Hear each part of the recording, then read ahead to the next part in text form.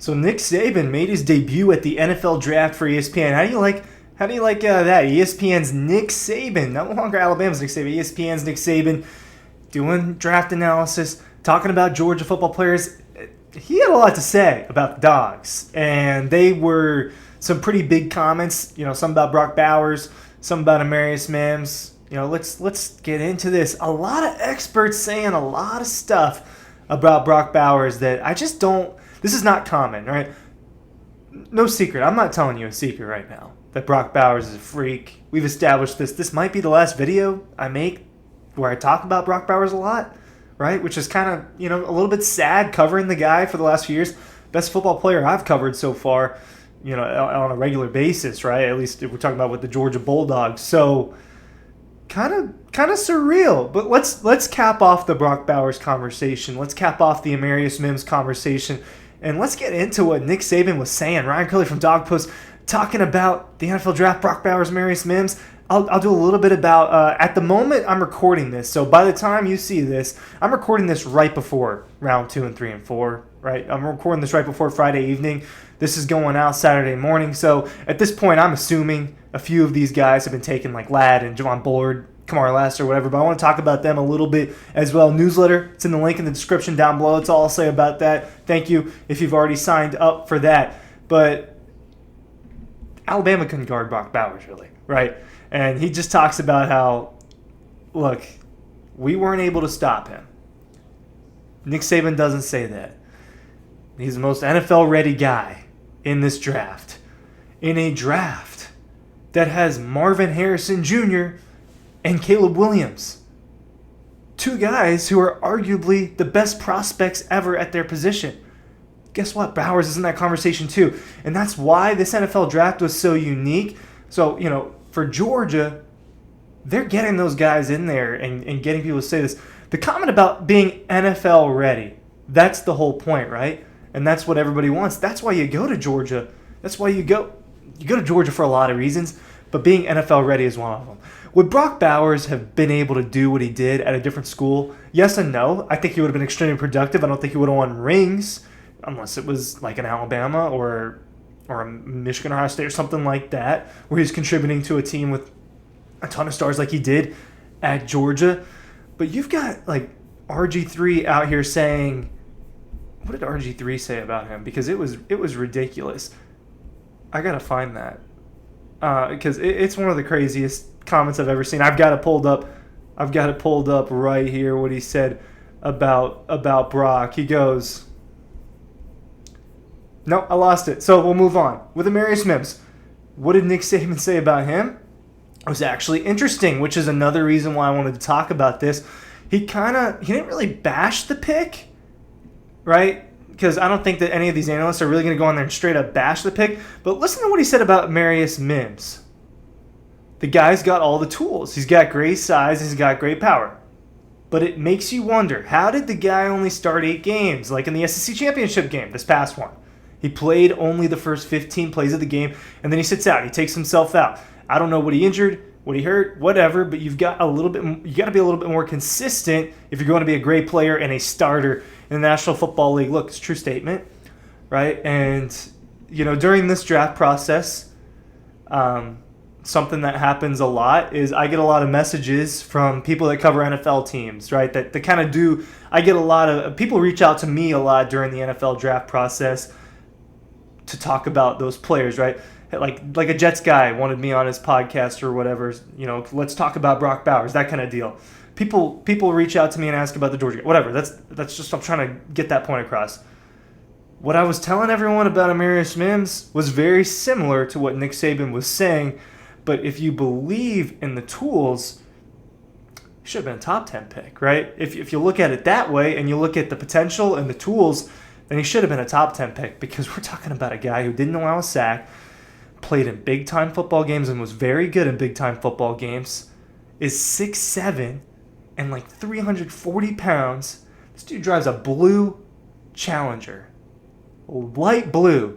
License plate 65 Mims. That's swag, right? He's got an infectious smile. I'm saying positive things about the guy, and the reason why you have to justify the pick. Infectious smile. Obviously, Nick Saban doesn't know all those things. I'm sure he recruited him, in high school. I'm sure that the Alabama staff at least gave him a look, right? He's not that far away, being in South Georgia. He runs 20 miles per hour. I would be terrified if that was running at me. So that's kind of the deal there with Amarius Mims. But when you go back to what you say about a Brock Bowers, Georgia is getting these generational guys. Jaylen Carter a year ago was seen as a generational football prospect, right? There just was a lot of off-field stuff that had nothing to do with football that got in the way. You know, whether that is a self-inflicted wound or not on Jaylen Carter's part, stuff that had nothing to do with football is the reason why he fell at a 9. Otherwise, Jaylen Carter, I don't really think he falls past 5 in last year's NFL draft. Not a super significant fall, but still one that shows how the league sees you. And, hey, well, you can't let this guy go. Of course, a couple quarterbacks are going to go early, and 3 of them did in that top 4. Will Anderson went in that top 4. Jaylen Carter should have been that 5th pick. I don't even remember who had that 5th pick off the top of my head. Maybe that doesn't make any sense for that team. But Georgia's getting these generational players.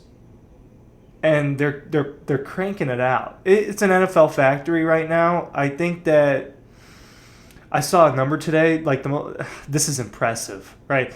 And Georgia is not tight end U yet. It's on its way to being that. They're at least putting their name in the hat now with what Todd Hartley and Kirby and Munkin and Bobo have been able to do.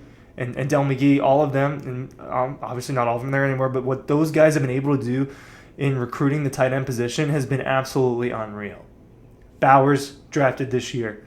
Darnell Washington drafted the year before. John Fitzpatrick. Go back to Isaac Nada.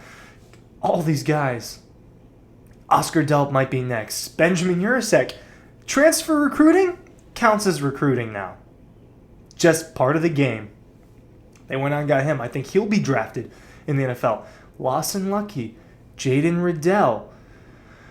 And guess what? They got another one in line who will be a senior in high school this coming year. His name is Ellis Williams. I went and saw him on Black Friday. I got sent to... This is how I spent my Black Friday. I went to Mill Creek, and Camden County played Mill Creek. This guy's not catching the ball. This Ellis Williams guy. Whatever. Clearly the freakiest player on the football field. They were just running a triple option. He's out there blocking. He's out there doing his role. He's out there playing defense. Super tall, super athletic. You can definitely see the ball skills with Ellis Williams. But my point there is it's just a little factory that they're boom, boom, boom, boom. Let's crank out all these players and get all of these high talent NFL players.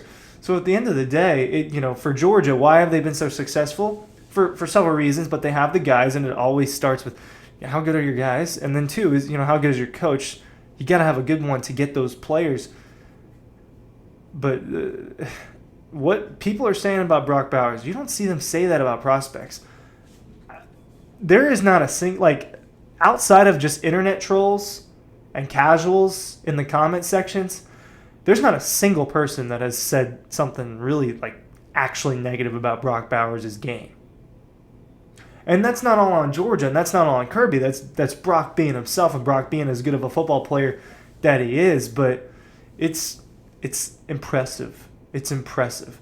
I was watching a TikTok. I'll admit, this is not a real person. I was watching a TikToker. I analyzed Brock Bowers today. And they're talking about his pick to the Raiders and how everyone's like, oh, this is weird. It's weird for Bowers, not for the Raiders. Right? Because you would want him to go to a better team to succeed. You want to see really good football players go to situations that are good for them. TBD on how that ends up for Brock Bowers. But he actually might have been, outside of Marvin Harrison Jr., the guy with the most consensus in this draft. Because there were some people that preferred Drake May. There were a couple people that preferred Jaden Daniels over Caleb Williams. Some people think, Caleb Williams is too much of a diva. Caleb Williams is too much of this or that. Or do you really want that guy leading your team? The consensus on Brock Bowers is that he's kind of a foolproof, a fail-safe pick here. And Nick Saban he's always been super high on Brock Bowers. He's been saying it over and over the last few years. But now in the analyst role, he's not shy about it.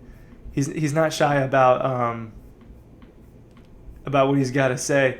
Listen to what Todd Hartley said. I finally found some more about what experts, and I believe that Todd Hartley is an expert. Words can't describe all the emotions right now. I'm so proud to have played a little part in your journey to the NFL. You changed me as a coach. You changed our school, and you changed Georgia football. Go be great, Bow Bow. Tight end tough. CJ Stroud he was analyzing it, talking about how much of a dog he was and how he does literally everything really well.